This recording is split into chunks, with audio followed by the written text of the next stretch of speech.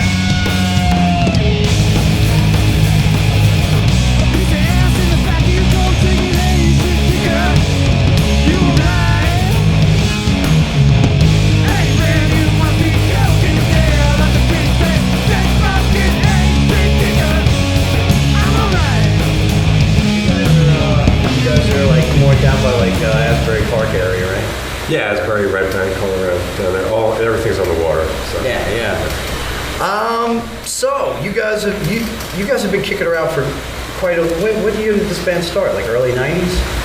Probably 94 probably would be the beginning of it, but we didn't put our first record out till '98. So. Oh, okay. That was TP and stuff, right? Back in those days. Now, Chris, you come from. I mean, I know obviously with Bitchwax, but there was what was it? Godspeed was the band you were in before that. Yeah, it was like a metal kind of thrash band kind of thing. It was. Was that like late '80s? No, it was that was all like early '90s, 94, 95. So I was playing in Godspeed when Bitchwax first started. Oh, okay. Now, just out of curiosity, because that was with Ed Mandel, and that's how I knew you guys initially. We lived a couple blocks from each other, and there's a bar. This is in a town called Long Branch, and there's a bar called the Brighton Bar. Brighton Bar. And all the local bands played there. I worked there for like 7 years. I was the sound guy there, and so after a while, you just got to know all the faces, and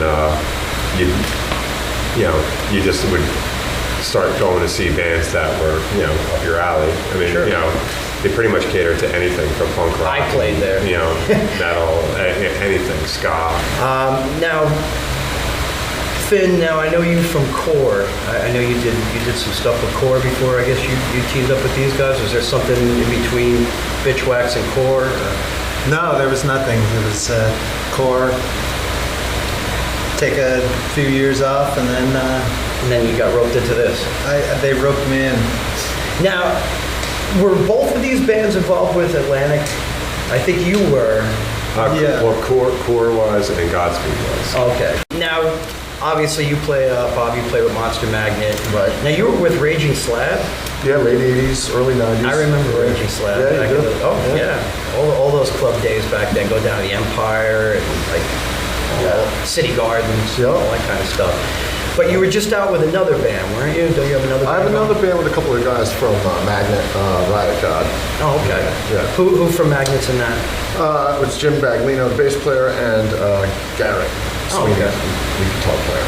Yeah. Who's the new guitar player in Magnet. Oh, okay. Cool.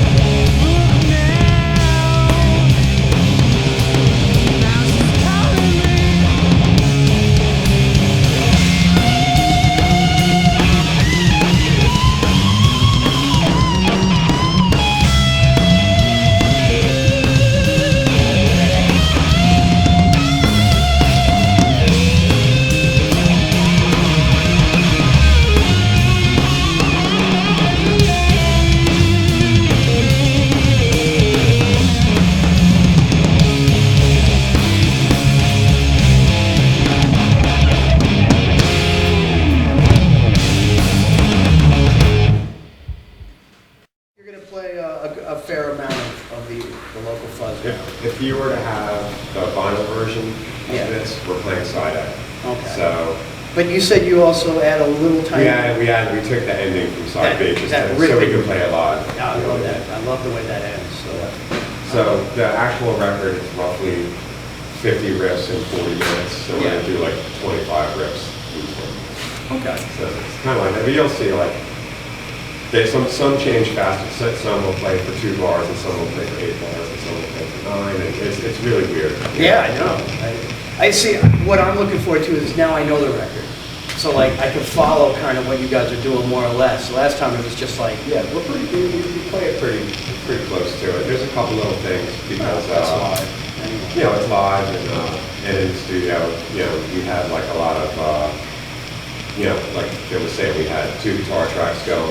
A lot of times there was 2 leads and they were like panning back and forth over each other. So the record's a lot more involved, but you know, this will definitely be the gist of it.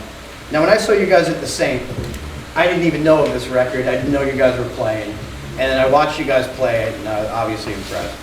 So you gave me the disc, which I chewed on for the last couple of months. And it's like, being that I talk a radio show for 5-6 hours, I have to come up with lots of things to talk about. And we in this business like to try and compare people to things. It's just a typical radio show or music critic type of thing. But I always try to see if I could spot influences in the musicians that I'm dealing with. And it's like I'm listening to you on that album, and it's like the only thing that I could really kind of grasp on is it's almost like you kind of have the melodics or the tonal qualities of Geddy Lee riffs, but played like early Steve Harris, Iron Maiden, Steve, like the Phantom of the Opera type stuff. So I'm wondering, like as far as your influences, like who really kind of impresses upon you and you think you steal from in that regard, bass playing wise? Well, I guess just because I'm a kid of the 70s, you know, I mean, started off on Kiss albums like everybody else back then. Yeah. And then, so, you know, I mean, I was Gene Simmons for Halloween like 5 years in a row. Oh, okay. But as far as bass playing goes, I'm sure you grew out it would be Geezer Butler all the way. Oh, okay. You know, So Geezer. and then maybe in the mid-'80s was, you know, Cliff and Metallica, and, you know what I mean? It's all those riffs they're the same. They're all, you know, it's a very boxy pentatonic scale, and you know, you just really beat it to death. I think, you know, probably just a little bit more than everybody else does. But most of the bands that sound like us are all, you know, our sound is, you know, around that same scale. You know? Yeah, I mean, there is a multitude of different things I think you guys borrow from on this record, but what I always like to say is, to the point that you kind of, it still sounds like you playing those influences as opposed to, wow, this is like, you know, this band just ripped off this band's whole style. Like I hear little spices of certain influences, but never to the point where it dominates what you, and like overtakes what you guys are playing. Yeah, I don't know what, I don't know how other guys approach playing or anything, but, you know, in my experience, it's just over the years of, like, again, just really playing that same riff all the time. You start finding stuff that other guys have found already that are already, you know, they've already been famous at it. You know what I mean? They've already, you know, made careers out of it and stuff. But if you just start with the basic box, you're going to find all those things sooner or later. It's just a matter of time. So when we were writing the Local Fuzz, originally what it was supposed to be was, when I'm at home, I just write riffs to a drum beat, you know, I have on the computer, and I'll just loop a beat, and I'll keep on playing something until I like it, and then I'll just record the riff, and then I'll make, you know, 5 or 6 of those, and then bring it to band practice, and then we'll build the song around that riff. Sure. So how does that work in the case of a 42-minute song? Well, so what had happened was that I kept on making these riffs, and all of a sudden I had this like whole library of riffs. And then it was just like, well, it just makes sense to try to stick them all together and try to play them all back to back instead of trying to make a song out of each one of them. Let's make one big song out of all of them. And that's, it's as simple as that. That's how it happens. It's definitely an ambitious endeavor, because a lot of times I found when bands do that, it could get tiresome to listen to it. But you guys, I mean, it's, being that now I have it on vinyl, the side 2 stuff, I know you got that one mellower part. where the Yeah. Then it starts getting a little quirky towards the end, but it's but then it kind of comes back around, and the big ending is definitely a Rush influenced thing, and so. Not to mention some almonds runs. Oh yeah. That whole last like minute and a half to me reminds me a lot of an almonds run. Yeah, we're by no means trying to reinvent the wheel or anything like that. You know what I mean? Just if you play guitar, you play bass, you play drums, and you like good rock music, you're going to find all these riffs on your own sooner or later. You don't even necessarily have to listen to the albums, of the '70s and stuff. You can. You'll figure this out, and it'll all just fall into place. And you'll understand how they got there. You know what I mean? It's just a matter of time. It's just, there's really no rhyme or reason to it. Just kind of, we've been at it for almost 20 years. So. Which leads me kind of to Finn here. Now, I hear all kinds of tones in there. I mean, there are little bits that remind me of some old Brian May stuff. But the more I listen to you, the more I think you are the reincarnation of Duane Allman, but like way faster. Wow. There's a lot of almondsy style runs in that, like there's just some of these hanging hooks. I'm a huge fan of Duane Allman. I couldn't help but to notice because it's got that polish, that flow to it. He always had that it was like such a hang to it when he didn't just jump to a note. He kind of curved into it. Well, with his slide mainly. Yeah. Oh yeah, that too. But there's a lot of that reminds me of like I was just saying, the end. That whole last couple of minutes is just such an almond. Okay, the Local Fuzz. I've been waiting a long time for this.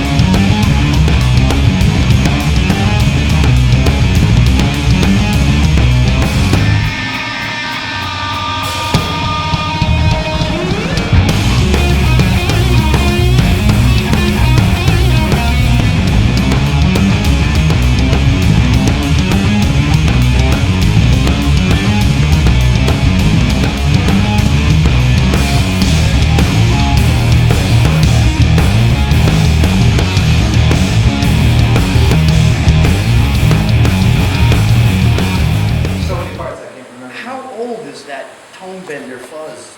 Not that old. No? It looks like it was made in like 75. No, it's not. And why do you have tuna on your pedal? It's a tuner. It's a Plan Williams. All right, well, I've...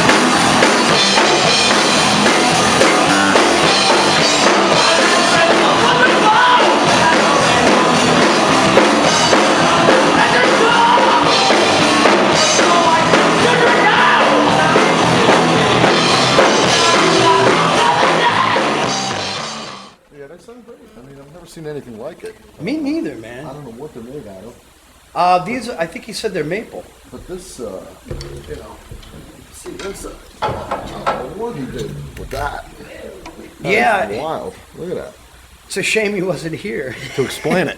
Yeah, because, I mean, the whole idea, when I checked it out on the website, I was just like, the whole thing was that there's no portholes for the air, that it all comes through on the, and I didn't really get it. I don't understand it. Yeah, this, it's The air, I guess, all evenly comes out through those slats. I And guess so.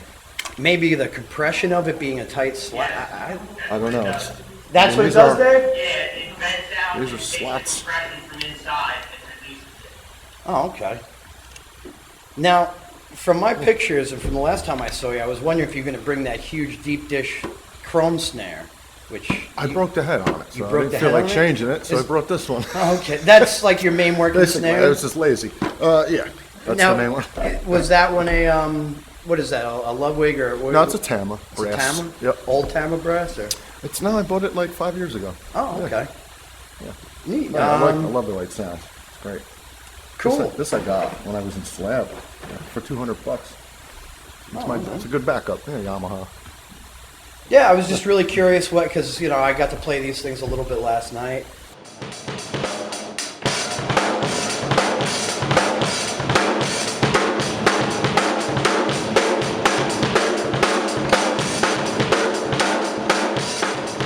They sound really pretty. That bass drum is a monster. I'm actually having a hard time hearing it while we play. Really? Yeah, I can't hear anything. All I hear is guitar. Well, the guitar is a little loud. I will say that much. Well, I just find it, because I have a 20 by 18, and that's a 22 by 18. I like the long ones. But it's got a really nice punch. I mean, once you hear how it sounds after the miking and all that, I think it's going to... it's going to sound totally different. It's going to be a killer. I mean, on my kit, I use a 26, like the old Bonzo. Okay. Setup, Well, it's funny. The interview that I have up on my podcast page with JP from Clutch, he got a 57 Slingerland. His drum tech, Chase Lap, he builds his own drum sets and reconditions old drums and stuff. So they tighten that set up for him. But the last Does he use it live? Yeah, he had it last. Is it red? Like a red sparkle? It might have. Yeah, I think That's pretty so. rare for back then. 26. I know they recoded it. Right. They sanded it down, they routed the whole thing, and put it up. He had to get like all old Slingerland hardware. But Chase Laps Traps, just to get the plug out there, he does some really nice drum work. Who were the drummers that really kind of made their mark on you? Growing up, definitely Bonzo, of course. Yeah. And Ian Pace from Deep Purple. That was a huge. Not a lot of people bring him love up. Ian Pace. He was a monster. And the stuff that I liked, that I learned from Ian Pace, where he was his influences, which is like Buddy Rich and stuff like that, which I really love. I appreciate that more now than when I was a kid. Sure. But yeah, definitely. And Bill Ward, the funkiness of Bill Ward. You mean the drummer left out of the Sabbath reunion? Yeah. What's that all about? I know what that's all about, but I probably The usual. can't say it due to lawsuits. Yeah. But anyway, well, I'm glad you liked them. I think they've got some pretty good punch. It's a nice wood kit. And now I guess I will bring in the rest of the band to answer a few more questions, and then we'll let you drop.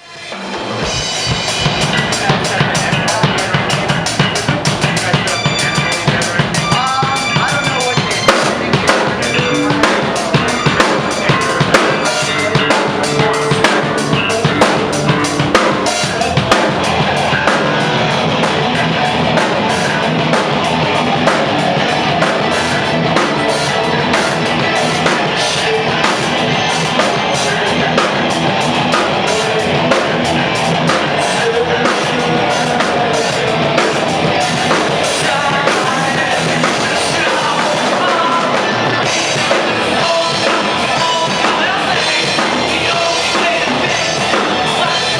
One thing I forgot to bring up that I didn't talk about is, this is my first time really getting to see the kids here play at this facility. Okay. And I know I was totally blown away. I don't know what you guys think.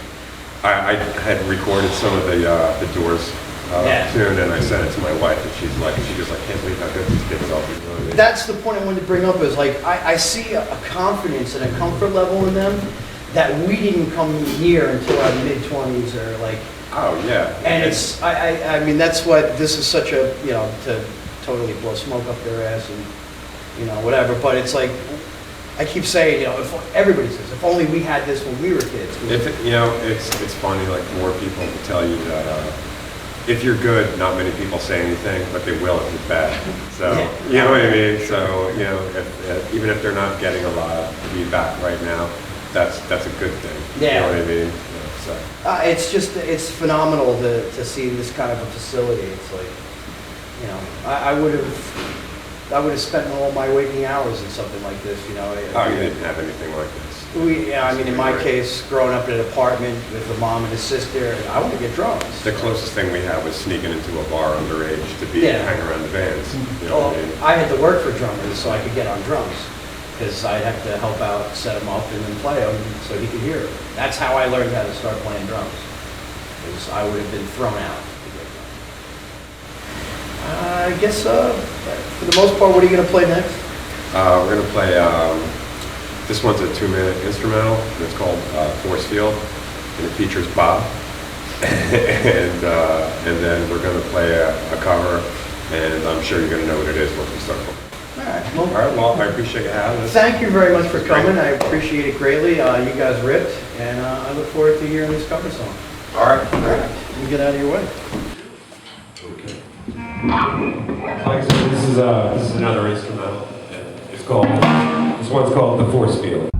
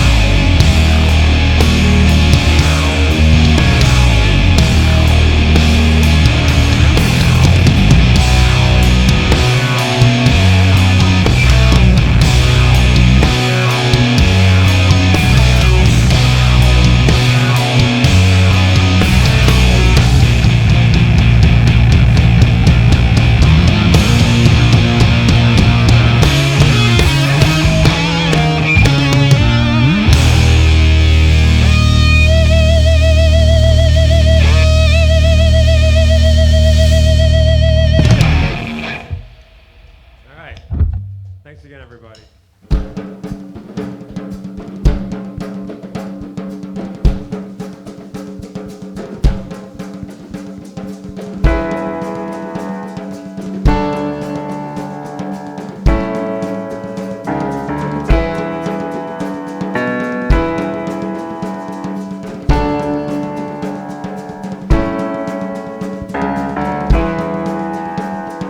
Please allow me to introduce myself. I'm a man of wealth and taste. I've been around for a long, long year. So many man's soul and faith. And I was around when Jesus Christ had his moment of doubt and pain. Made damn sure the pilot washed his hands and sealed